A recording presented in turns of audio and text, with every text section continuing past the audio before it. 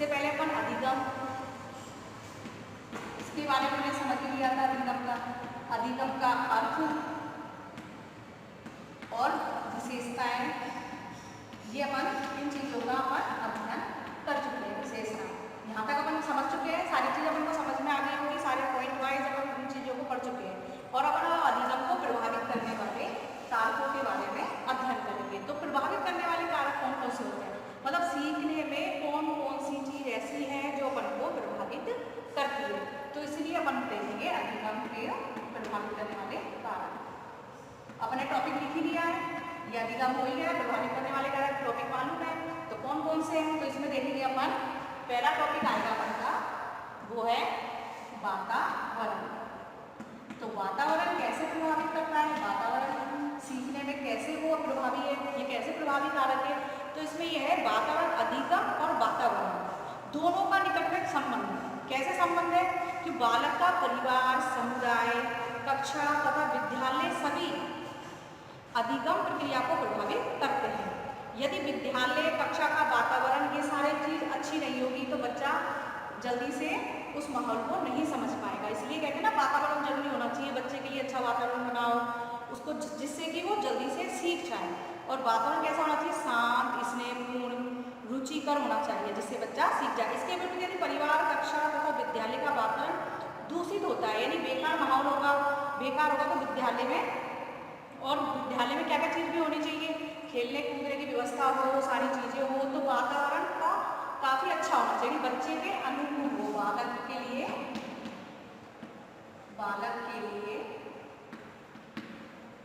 वातावरण कैसा कैसा होना चाहिए, रुचिपूर्ण होना चाहिए, और खेलने की व्यवस्थाएं भी होनी चाहिए, और वहाँ का आसपास का माहौल कैसा है, कैसा नहीं है, वहाँ माहौल अच्छा है या नहीं। बच्चा अगर ये सारी चीजें अच्छी होंगी तो बच्चा जल्दी से सीख जाएगा। इसलिए वातावरण का उपयोगी होना बहुत जरूरी होता है। और वातावरण किस पर डिपेंड करता है कि सही होगा, सारी व्यवस्थाएं सही होंगी या नहीं होंगी, वो किस पर डिपेंड करता है, तो समाज के लोगों पर डिपेंड करता है कि वातावरण कैसा बनाया जाए। इसी प्रकार से कि जैसे कि बच्चा सीखने में मानसिक रूप बहुत ज़्यादा, मानसिक उसकी जो मनोवैज्ञानिक दृष्टिकोण है वो ज़्यादा अच्छा होना चाहिए। कैसे होना चाहिए, उसके लिए क्या चाहिए, जैसे कि कक्षा में तुम्हें सिखाना है बच्चों को, कक्षा में अगर कोई चीज़ सिखाएगा तो क्या होना चाहिए, कक्षा का वातावरण कैसा होना चाहिए, कक्षा वातावरण कैसा होगा, बच्चे के सीखने में कैसे प्रभावित करेगा। तो कक्षा का वातावरण में क्या चाहिए, वहाँ पे क्लासरूम में पूरी लाइट की व्यवस्था हो, वहाँ सारी व्यवस्थाएं हो क्लास में, टीचर का विभाग भी आएगा इस वातावरण में, सारी चीज़। और फिर इसी चीज़ को देखते हुए क्लासरूम में प्रकाश, वायु, स्वस्थ हवा, खेलने कूदने का मैदान हो, ये सारी चीज़ वातावरण पे डिपेंड करती है। तो ये सारी चीज़ किसमें आ गई, वातावरण में। ठीक है, तो वातावरण में समझ लिया वातावरण कैसा होना चाहिए, कैसा नहीं, तो मतलब बच्चे के अनुसार ही वातावरण होना चाहिए। अगर बच्चे के अनुसार वातावरण में बच्चा सीख नहीं पाएगा और उस चीज़ में रुचि नहीं लेगा, उसको कोई चीज़ पसंद नहीं आएगी तो कैसे सीखेगा, उसका मन पढ़ाई में नहीं लगेगा, किसी में नहीं लगेगा। इसलिए तो कहते हैं जब भी स्कूल की व्यवस्था की जाती है तो स्कूल में बालक के लिए किन किन चीज़ों की व्यवस्था की जाती है, उसके लिए अगर स्टार्टिंग से उसको KG वगैरह से डालते हैं तो खेलने के खिलौने वगैरह होते हैं, उनके झूले लगाए जाते हैं और कई प्रकार के गेम्स उनको खिलाए जाते हैं। और ये सारी चीज़ ध्यान दी जाती है कि बच्चा कैसे भी करके खुश रहे और वो पढ़ता रहे और अपना जो दिमाग है वो पढ़ाई में लगाए। इसलिए वातावरण का होना बहुत अच्छा होता है। अब इसका दूसरा पॉइंट है अभिप्रेरणा। अभिप्रेरणा क्या होती है, अभिप्रेरणा वो होती है जिसमें बच्चा जल्दी से अभिप्रेरित हो जाए। तो बच्चा जल्दी से अभिप्रेरित कैसे होगा, सीखने की प्रक्रिया को सुदृढ़ या कमजोर बनाने में महत्वपूर्ण योगदान होता है। मतलब अभिप्रेरणा से ही उस बालक का जो सीखने की प्रक्रिया है वो इससे ही मजबूत होती है, अभिप्रेरणा से। अगर अभिप्रेरित नहीं है बच्चा, उसको नहीं मिली कोई चीज़ को, अगर वो चाहता है वो चीज़ नहीं मिलती तो वो जल्दी से नहीं सीख पाता है। तो अधिगम पर प्रेरणा का प्रभाव बहुत ज़्यादा पड़ता है। जैसे कि बच्चों को अभिप्रेरणा कैसे, जैसे स्कूल में बच्चे को अच्छे उस पर आने पर उसको गिफ्ट दिए जाते हैं, इनाम दी जाती है और उनको अच्छा करो, मतलब कि अच्छे से वो करो। और जो बच्चे होते हैं उनको कई उदाहरण देकर कोई समझाते नहीं है। तो इसलिए अभिप्रेरणा का जरूरी होता है। भूख प्यास का ध्यान रखना, पुरस्कार और दंड, प्रशंसा, निंदा, ये सारी चीज़ें, ये सब चीज़ बच्चों को मतलब सीखने में बहुत ज़्यादा मदद करती है। तो सीखना इसलिए अभिप्रेरणा का होना बहुत ज़रूरी है। क्यों? बच्चा अगर अभिप्रेरित होगा तो उस चीज़ को सीखने में जल्दी से रुचि लेगा, और नहीं होगा तो वह रुचि नहीं ले पाएगा। तो अभिप्रेरणा में क्या क्या चीज़ आती है? निंदा है, प्रशंसा है, बच्चे की भूख प्यास का ध्यान रखना है कि बच्चा भूखा तो नहीं है या प्यास लग तो नहीं रही है। तो अगर ये सारी चीज़ पे होगी, उनकी पूर्ति नहीं होगी तो बच्चा बिल्कुल सीखने में ध्यान नहीं देगा, किसी भी चीज़ में ध्यान नहीं देगा। तुम चाहे कितना पढ़ा लो, कुछ भी कर लो, अगर तो कुछ चीज़ हो रही है तो वो नहीं करेगा। और इसलिए कहते हैं ना कि निंदा, प्रशंसा, दंड, ये सारी चीज़ जो अभिप्रेरित करती है बच्चे को। अगर बच्चा ज़्यादा शैतान है तो उसको दंड दो। दंड कैसा होना चाहिए? दंड में ये नहीं कि तुम उसको डंडे लेके मार रहे हो, ये दंड ऐसा हो कि जिससे बच्चा समझ जाए, उसको उदाहरणों से समझाओ, कैसे समझाओ। लेकिन ये है कि उसको दंड मतलब उसके शारीरिक रूप से कष्ट ना हो या मन, और ना उसके मस्तिष्क पर प्रभाव पड़े, इस प्रकार से उसको दंड की व्यवस्था की गई है। मतलब अगर हम कहते हैं, अगर जब ट्रेनिंग देते हैं तो ये कहते हैं बच्चे को कभी डंडे से या उससे नहीं मारना चाहिए। नकारात्मक और सकारात्मक पुनर्वलन वगैरह पढ़े हैं आपने, तो वो सारी चीज़ इसमें आती है। तो बच्चे को हमेशा ऐसे चीज़ से समझाओ जिससे बच्चा समझ जाए और वो उसको किसी प्रकार की परेशानी ना हो। इसी प्रकार अधिकों को प्रभावित करने वाले कारक में तीसरा पॉइंट है परिपक्वता। परिपक्वता क्या? परिपक्वता क्या है? परिपक्वता ये होता है कि बच्चे में समझ का विकसित होना। यानी कैसी? यानी बच्चे का शारीरिक और मानसिक रूप से परिपक्व होना जरूरी है। वे मानसिक रूप से परिपक्व, समझदार, कि मतलब अगर शारीरिक और मानसिक दोनों रूप से परिपक्व तो बच्चा बहुत जल्दी सीखेगा। और अगर ये दोनों ही चीज़ें उसकी कमजोर है तो उसका पढ़ाई में मन नहीं लगेगा और ना ही वो जल्दी से सीख पाएगा। इसलिए कहते हैं कि परिपक्वता जरूरी है। परिपक्वता इसलिए जरूरी है क्योंकि इससे उसकी जिज्ञासा जागेगी, और जिज्ञासा जागेगी तो उस क्रियाओं को वो जल्दी से सीखेगा। और कहते हैं ना, सीखने परिपक्वता में तो आयु भी आती है इसमें, मानसिक योग्यता भी हुई इसमें, यानी मानसिक स्तर में जो भी चीज़ है तो बच्चे की। और ये हो गया क्षमता, यानी एक बच्चा 2 साल का है और 2 साल के बच्चे को तुम उसको 5वीं या 6वीं का सिलेबस के अनुसार पढ़ा रहे तो बच्चा वो नहीं सीख पाएगा, क्योंकि वो मानसिक रूप से तैयार नहीं ना, वो शारीरिक रूप से। इस वजह से बच्चे में परिपक्वता का होना जरूरी है। और ये परिपक्वता एक आयु के अनुसार और उसकी क्षमता के अनुसार उसके अंदर आती है। इसलिए सीखने की गति में और बच्चा की जैसी वो होगी, जैसे शारीरिक रूप से बच्चा सही है तो उसका मानसिक विकास भी सही होगा। और अगर बच्चा शारीरिक रूप से कमजोर है तो उसके मस्तिष्क पे इतना असर पड़ेगा कि वो अपने बीमार रहेगा तो कुछ सीख भी नहीं पाएगा वो ज़्यादा। इसलिए शारीरिक और मानसिक रूप से परिपक्व होना जरूरी है। इसलिए बच्चे को सीखने में उसकी आयु का जरूर ध्यान रखना जाना चाहिए। इसलिए अगर बच्चे की क्षमता नहीं है उसकी सीखने की, जैसे कि बच्चा क्षमता कैसे, जैसे कि आप कोई छोटे बच्चे को, जैसे कि बच्चा 3 साल का है और उसका वेट उसमें 6 kg है, तो उसको अगर तुम उसको 8 किलो की चीज़ दोगे वो उठाओ तो वो उसकी क्षमता नहीं है, वो कैसे उठा सकता है? उसको नहीं उठा सकता। इसी प्रकार से पढ़ाई में भी यही चीज़ होती है कि अगर बच्चे को तो उसके आयु, उसकी क्षमता के अनुसार वो सिखाते हो तो बच्चा जल्दी सीख लेगा, और उससे ज़्यादा सिखाओगे तो बच्चा नहीं सीख पाएगा। और नहीं सीख पाएगा तो उसके दिमाग में अलग से ही वो आ जाएगा कि मैं ये नहीं कर पाता हूँ, मैं ये नहीं सीख पाता हूँ, तो उसकी अपने आप ही उसकी सोच भी हो जाएगी, तो पढ़ाई में ध्यान नहीं देगा। और अगर उसकी क्षमता अच्छी है तो तीव्र गति से सीखेगा, और नहीं है तो वो उसको सीखने में बहुत टाइम लगा देगा और या फिर वो सीख ही ना पाए। अगला पॉइंट है शारीरिक मानसिक। चौथा है शारीरिक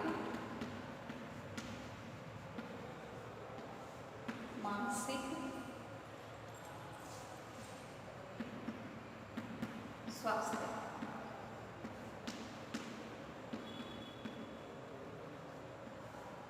अब इसमें चौथा पॉइंट है शारीरिक मानसिक स्वास्थ्य।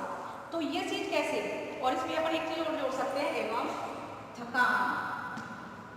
ये चीज सीखने में बहुत ज्यादा है, डिपेंड करती है कि अगर बच्चा थका हुआ है, शारीरिक मानसिक स्वास्थ्य और थकान, इस टॉपिक से ही क्लियर हो रहा है कि बच्चा शारीरिक और मानसिक दोनों रूप से थका हुआ है और उसका ये स्वास्थ्य ठीक नहीं है तो बच्चा सीखने में बहुत टाइम लगाएगा और वो सीखेगा नहीं। क्योंकि शारीरिक मानसिक स्वास्थ्य का इसलिए सही होना जरूरी है क्योंकि जो अपनी व्यक्ति की ज्ञानेंद्रियां होती हैं, मतलब हर चीज़ को समझने की जो चीज़ होती है अपनी बुद्धि, ये सारी चीज़ शारीरिक और मानसिक रूप पे डिपेंड करती है।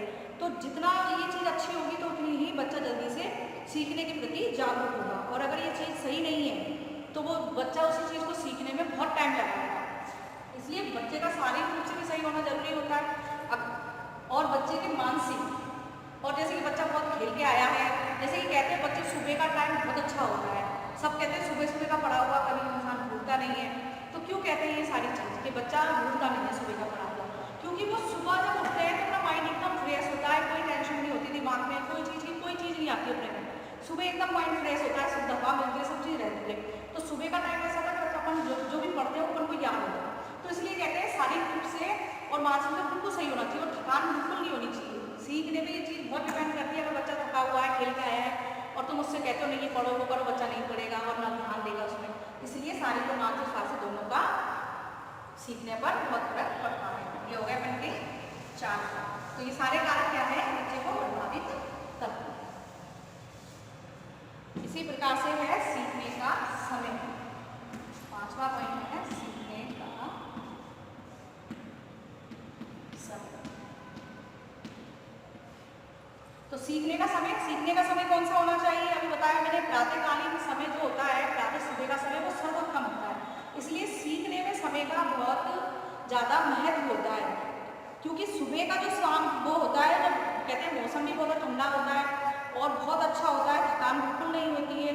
और जैसे जैसे दिन बढ़ता जाता है, जैसे धूप हो जाती है, शाम हो रही, तो बच्चा जैसे जैसे बोलता जाएगा तो अपने आप शरीर में आलस आने लग जाता है, और धीरे धीरे आलस बढ़ता है तो बच्चा सीखने की कोशिश ही नहीं करता है। इसलिए कहते हैं सुबह के टाइम हमेशा पढ़ना चाहिए, उससे क्या थकान भी नहीं होती और बच्चा अच्छे से सीखता है, और वो पढ़ाई में ज़्यादा ध्यान देगा।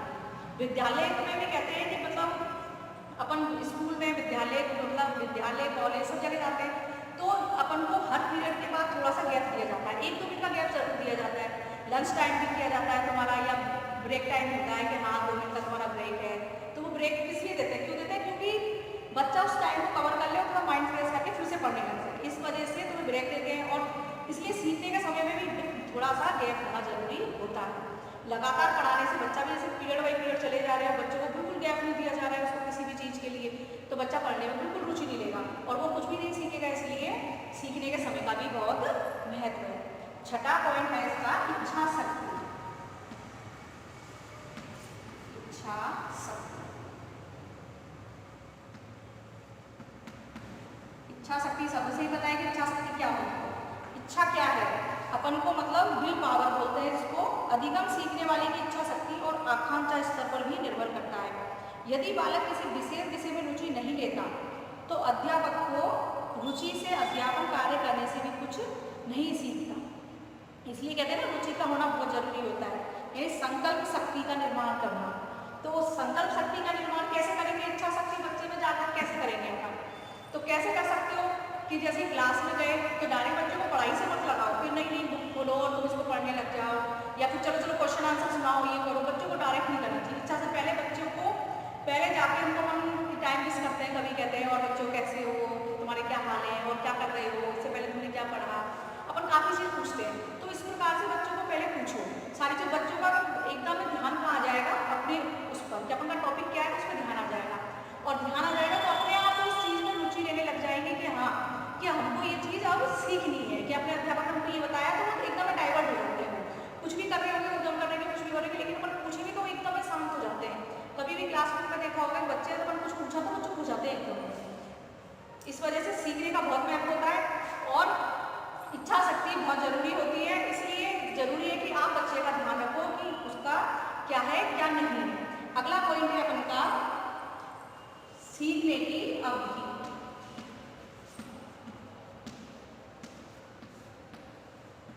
सीखने की अवधि का मतलब क्या है? टाइमिंग। इसकी टाइम ड्यूरेशन कितनी है और कितने टाइम बच्चा सीख सकता है, मतलब इस चीज़ का अधिगम में जरूर ध्यान रखना चाहिए। अगर प्रभावित करने कारक को तुमने पढ़ना है तो सारी चीज़ को स्टार्टिंग से उठाना पड़ेगा, यानी वातावरण का भी ध्यान रखना पड़ेगा, अभिप्रेरणा का ध्यान रखना पड़ेगा, उसकी आयु क्षमता का ध्यान रखना पड़ेगा, शारीरिक मानसिक स्वास्थ्य का ध्यान रखना पड़ेगा और समय का ध्यान रखना पड़ेगा, हर चीज़ का। इसलिए सीखने की अवधि वही है कि अपन पीरियडों के बीच में जो थोड़ा थोड़ा गैप लेते हैं, तो वो इसलिए वो सीखने की अवधि का ध्यान रखते हैं कि बच्चा कब सीख सकता है, कब नहीं सीख सकता है। इसलिए हर कालांश के बीच में जब भी अपन कोई वो तैयार करते हैं बच्चे का, हर चीज़ अपन तैयार करते हैं सीखने का भी, जैसे कि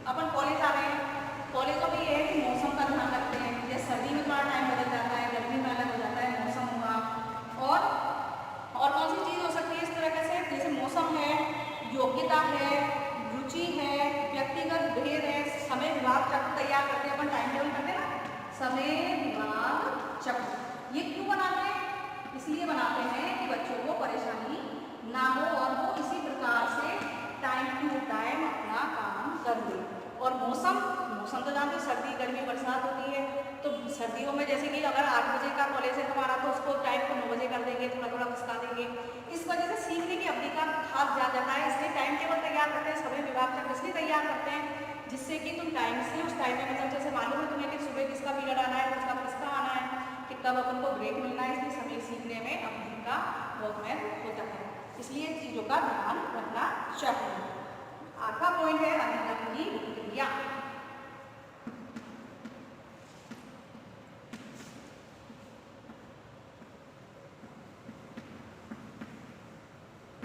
अधिगम की प्रक्रिया, अधिगम मतलब सीखने की प्रक्रिया क्या है कि कैसी कौन सी प्रोसेस है जिससे तुम सीख सकते हो और बच्चों को तुम सिखा सकते हो। तो अधिगम की प्रक्रिया क्या होगी ये बताओ। तो अपन इस चीज को कैसे वो कर सकते हैं कि प्रक्रिया कैसे हो, क्योंकि बालक की किसी भी क्रिया करने का अपना ढंग होता है। क्या होता है? अपना ढंग होता है कि उस किस चीज को कैसे करेगा कैसे नहीं करेगा। तो इसलिए अधिगम की प्रक्रिया को कैसे वो करेंगे, मनोवैज्ञानिक प्रक्रिया से इसको डिसाइड करेंगे। कौन सी प्रक्रिया से? मनोवैज्ञानिक प्रक्रिया से। मनोवैज्ञानिक प्रक्रिया। अब मनोवैज्ञानिक प्रक्रिया क्या होती है? मतलब मनोवैज्ञानिक ये है कि बच्चे के मन की, मनोवैज्ञानिक है मन मतलब मन में से विज्ञान की तरीके से उस चीज को समझना। कि अपन किसी को देख के कहते हैं कि नहीं कोई गुस्से में, तो अपन देखते हैं नहीं गुस्से में, तो वो क्या हुई एक मनोवैज्ञानिक दृष्टिकोण ही होता है कि अपन अपने माइंड को लगा रहे हैं कि हाँ चलो उसको अपन आप सामने वाले को समझ जाते हैं कि ये कैसे क्या करने वाला है, उसको पता रहता है, हल्का फुल्का तो हर किसी को समझ में आता है। इसी प्रकार अपन कक्षा में गए तो बच्चा कैसे सीखेगा, अपन देखेंगे कि बच्चा कैसे सीख सकता है, कौन सी क्रिया के द्वारा। कई बच्चों को पहले कविता के माध्यम से समझाया जाता है, कईयों को जैसे कि कोई और मेथड से मैथ पढ़ानी है तो तुम मैथ में मतलब बच्चों का ध्यान नहीं लग रहा है तो बच्चों को कैसे करोगे, मतलब कोई ना कोई ऐसी प्रक्रिया ढूंढोगे कि बच्चा कैसे पढ़े, उसको कहीं ना कहीं से किसी ना किसी प्रकार से जोड़ेंगे। जैसे अपन कहीं प्लस भी सिखाना है तो उसको बच्चों को पहले सिखा सकते हैं, जैसे अपने डंडी खींच खींच के सिखा देते हैं कई बच्चों को कि देखो ऐसे प्लस करते हैं, कई को अपन ऐसे सिखा देंगे उंगली में गिनना सीखो, कई को कहते हैं कि टेबल के माध्यम से करो, जैसे 2 और 2 हो गया उसमें ऐसे करेंगे तो ऐसे कई तरीके होते हैं बच्चों का। इसलिए प्रक्रिया मतलब ये अपने शिक्षक के ऊपर डिपेंड करता है कि बच्चे को कौन सी प्रक्रिया के आधार पर सिखा सकता है, इसलिए प्रक्रिया का होना भी बहुत जरूरी है, अधिगम की प्रक्रिया का ध्यान रखना जरूरी है। अब देखते हैं अपन आगे 9वां पॉइंट।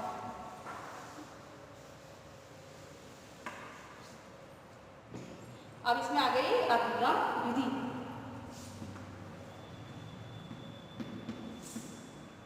अधिगम विधि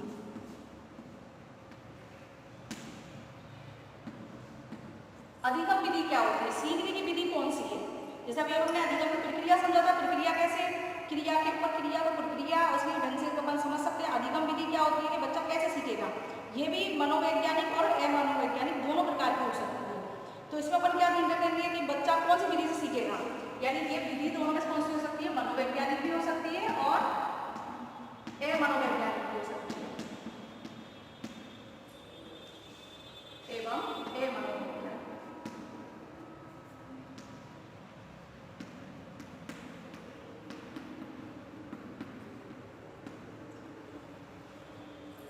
तो मनोवैज्ञानिक और अमनोवैज्ञानिक विधि कौन सी हो सकती है, जैसे कि अपन आरंभ में कक्षा प्रारंभ करते कई बच्चे छोटे छोटे होते हैं तो अपन क्या करते हैं अपनी रुचि को समझते हैं, तो रुचि अपन समझ रहे हैं वो चीज कर रहे हैं तो वो कौन सी हो गई, वो मनोवैज्ञानिक विधि हो गई। और अपन किसी बच्चे को खेल विधि इनकी वजह से कर रहे हैं कि बस खेल विधि से सिखा दिया, तो ये अमनोवैज्ञानिक हो सकती है और मनोवैज्ञानिक भी हो सकती है।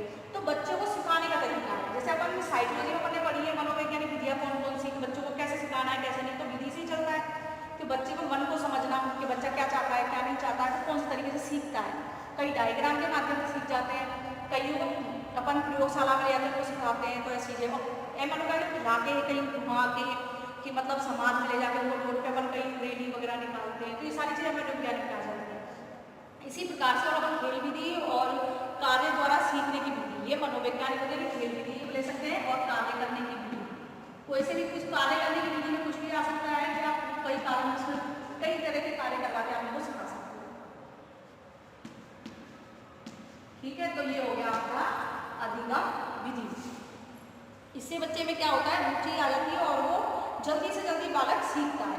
कई बालकों को अपन जिसमें देखा होगा फिल्म जैसे अपन दिखाते हैं, फिल्म वगैरह दिखा देते हैं, बच्चा जैसे जिस तारे जमीन पर है फिल्म दिखा दी अपन ने, फिल्म से वो कई चीज़ सीखेगा, उसमें बच्चा क्या करता है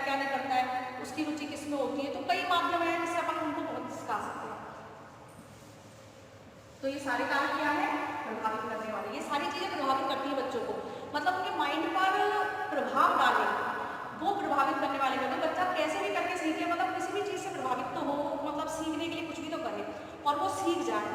अपन का यही होता है कि बच्चा कुछ ना कुछ सीखे और सीख के उसको अपने व्यवहार में लाए, जिससे व्यवहार अपना, उसके व्यवहार में परिवर्तन हो, कुछ नया सीख जाए। अगला है का पॉइंट है वंशानुक्रम।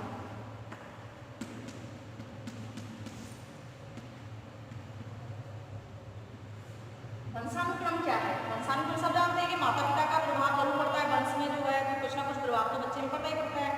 मतलब बालकों में जो गुण क्षमताएं होती है वो वंशानुक्रम की देन है, यानी गुण और क्षमताएं, ये दोनों चीज किसकी देन है? गुण और क्षमता वंशानुक्रम की देन है। ये सारी चीज वो अपने वंश से ही सीखता है, उसमें ये सारी चीज वहीं से आती है। वंशानुक्रम से गुण और क्षमता वहीं से आती है और फिर बाद में धीरे धीरे करके इनको बढ़ाता जाता है और इन चीजों, ये चीज भी बहुत प्रभावित करती है और धीरे धीरे समाज के संपर्क में बातों से तो सीख ही जाता है। लेकिन वंशानुक्रम जो पहले से वो सीखा हुआ है, उसके माँ बाप से जो उसको मिले हुए हैं, वो सारे वंश में जो होता है, मतलब कुछ ना कुछ गुण तो हमेशा बच्चे में रहते ही रहते हैं। पर कहते हैं ना कि नहीं, अपने माँ बाप की तरह, अपने माता पिता की तरह, तो वो वंशानुक्रम का ही प्रभाव है।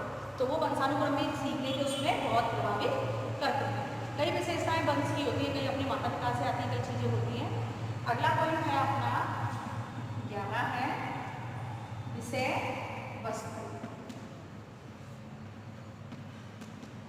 अब विषय वस्तु क्या है? अब इसको समझने के लिए क्या करेंगे? विषय वस्तु क्या होती है? पाठ्यक्रम जो अपन का होता है, मतलब क्या पाठ्यक्रम होना चाहिए, क्या पढ़ना चाहिए, अपनी भाषा शैली, प्रकृति, वस्तु की प्रकृति कैसी है, उसका आकार कैसा है, तभी तो कहते हैं विषय वस्तु में आकार, उसकी प्रकृति, आकार, भाषा, ये मेन चीज है जो उनको ध्यान में रखा जाता है। कि एक छोटे बच्चे को मोटी किताब लेनी तो कैसे देगा, देख भी डर जाएगा कि मैं कैसे पढ़ूंगा, कैसे नहीं पढ़ूंगा। इसलिए आकार भी बच्चों के अनुसार और उनके मस्तिष्क के अनुसार बनाया जाता है हर चीज का।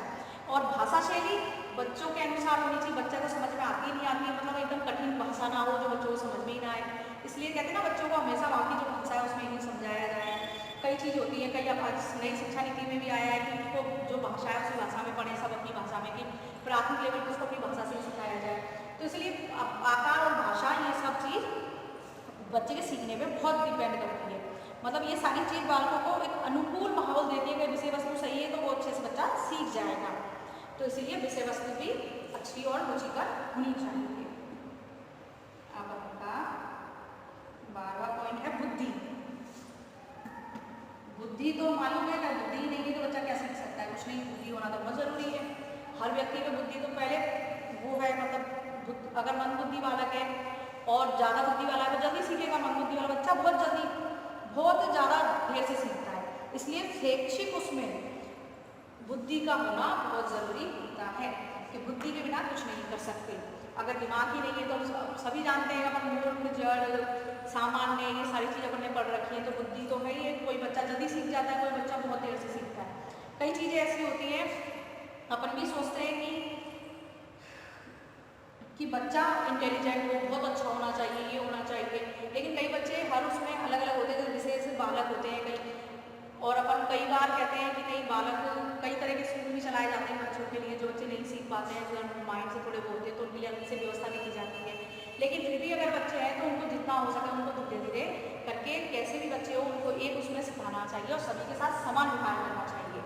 इसलिए बुद्धि सीखने में बहुत ज़्यादा महत्व देती है, क्योंकि बुद्धि का कोई पता नहीं, कोई तीव्र बुद्धि बालक है तो कोई सामान्य बुद्धि है, कोई जड़मूल बालक भी होते हैं, कई तरह के बालक होते हैं। इसलिए ये सब कारक भी अधिगम को प्रभावित करते हैं। ये सारे कारक हैं जो प्रभावित करते हैं। अगला पॉइंट है अपना पाठ्य सहगामी की गुणें।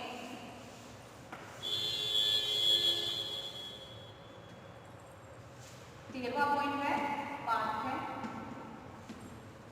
सहगामी। ये क्या होता है? पाठ्य सहगामी क्रिया ये है कि अपने पढ़ने के साथ साथ अपन और क्या क्या कार्य करते हैं। पढ़ाई के साथ कई कार्य होते हैं, अपन करते हैं, खेलते भी हैं और ज़्यादा घूमना भी करते हैं, कई प्रतियोगिता करते हैं, जैसे कि वाद विवाद हुई, करते हैं ना पाठ्य सहगामी क्रिया से, कोई वाद विवाद प्रतियोगिता है,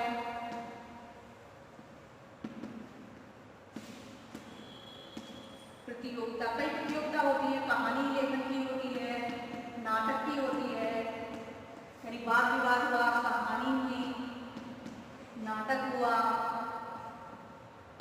खेल हुए, ये सारी चीज काफी चीजें आ जाती है। मतलब पढ़ाई के साथ साथ अपन के साथ और आगे बहुत सारी चीजें चलती रहती है, तो ये सारी चीज होती है। कई बार देखा है, कई बच्चे डांस में अच्छी रुचि लेते हैं, कुछ बच्चे घूमने में रुचि लेते हैं, हर बच्चे की अलग अलग रुचि होती है। ये भ्रमण, मतलब कोई बच्चा प्रतियोगिताओं में कोई बहुत अच्छा बकता है, कोई बहुत अच्छा बोलता है, कई बच्चे काफ़ी अच्छे बोलते हैं कि मतलब हल्का सा टॉपिक दे दो तो उसमें काफ़ी अच्छी चीज़ें बता देते हैं। तो ये सारी चीज़ें पाठ्य सहगामी क्रियाओं के साथ आती हैं। और प्रतियोगिता कई प्रकार की होती है, आप कोई सी प्रतियोगिता ले सकते हो, कहानी पे हो सकती है, और या फिर किसी नेता अभिनेता के ऊपर हो सकती है, या फिर कोई परिवार वातावरण के ऊपर होती है, स्वच्छ भारत पर, वैसे कई अपन टॉपिक छाड़ सकते हैं प्रतियोगिताओं में। तो काफ़ी प्रतियोगिताएं होती हैं, तो ये सब कर सकते हैं। तो ये सब क्रियाएं क्या पाठ्य सहगामी क्रियाएं हैं, मतलब पढ़ाई के साथ में जो क्रिया चलती है वो सब पाठ्य सहगामी क्रियाएं होती हैं। ठीक है, अगला पॉइंट है अपना अध्यापक एवं अभिभावक की भूमिका।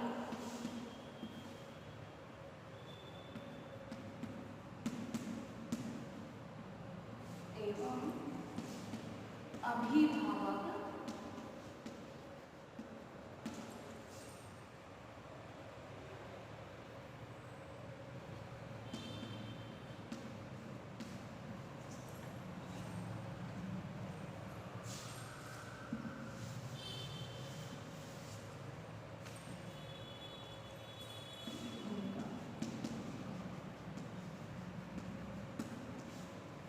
अध्यापक एवं अभिभावक की भूमिका। अधिगम को प्रभावित कैसे करते हैं अध्यापक? ये तो मान लीजिए कि बच्चा कक्षा में बैठेगा तो अध्यापक का उस पर पूरा असर होगा। यानी अध्यापक का व्यवहार बालक के प्रति कैसा है? अगर अध्यापक का व्यवहार अच्छा है बालक के साथ, तो बालक उसको बहुत अच्छी रुचि लेगा, अध्यापक की इज्जत भी करेगा और बहुत अच्छा उससे सीखेगा, और पूरा वो जो कहेगा उसकी सारी बातों को मानेगा। इसलिए अध्यापक का व्यवहार बहुत जरूरी होता है। बच्चे पे अध्यापक का नेतृत्व कैसा है, उसका व्यवहार कैसा है, उसका मतलब उसके प्रति कैसे वो रहता है, सारी चीज अध्यापक की बच्चे के सीखने पर बहुत प्रभावित करती है। क्योंकि बच्चा घर से आके सीधा विद्यालय में अध्यापक के संपर्क में आता है, तो वो उससे और अच्छा सीखा। मतलब प्रभावशाली अगर अध्यापक का व्यवहार होगा तो बच्चा उससे बहुत जल्दी सीखेगा और उसका मतलब जो क्रियाएं करेगा तो और अच्छी करेगा। इसी प्रकार से अभिभावक माता पिता के संपर्क में बच्चा सबसे पहले आता है, तो माता पिता का व्यवहार कैसा है उसके प्रति, माता पिता उसको कैसे रखते हैं कैसे नहीं रखते हैं, उनको प्यार करते हैं नहीं करते हैं, तो बच्चे के सीखने में अध्यापक और अभिभावक दोनों की मेन भूमिका होती है। क्योंकि अध्यापक बच्चे को बाहर क्लास में जब बैठता है तो अच्छा व्यवहार करना, अच्छी बातें, पढ़ाई, सारी चीज अध्यापक से सीखता है, और अभिभावक से तो वो पहले से ही सीखा होता है और पूरे ज्ञान को जो वो आगे अध्यापक से सीखता है। इस वजह से इन दोनों का व्यवहार बच्चे के प्रति बहुत अच्छा होना चाहिए। अगर इन दोनों का व्यवहार अच्छा होगा तो बच्चा और तीव्र गति से सीखेगा और अच्छे से सीखेगा। इसलिए बच्चा रुचि ले, इसलिए अपन को इनके व्यवहार का खास ध्यान रखना चाहिए। और 15वां पॉइंट है अध्यापक से संबंधित कारक।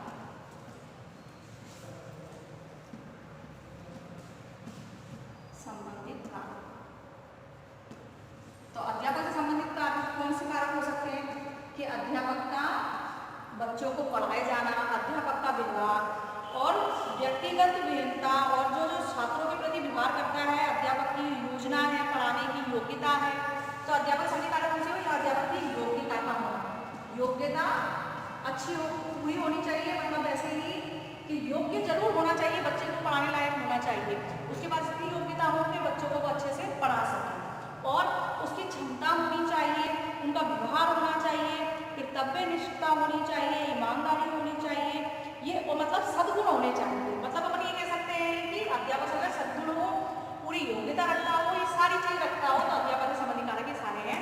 तो ये जो अपन ने आज 15 पॉइंट पढ़े हैं, तो ये अधिगम को प्रभावित करने वाले ये 15 पॉइंट है, ये सारी चीजें ही बच्चों को सीखने में प्रभावित करती है। ठीक है, अपन का आज का ये टॉपिक यही खत्म होता है, और अपने आज 15 पूरे प्रभावित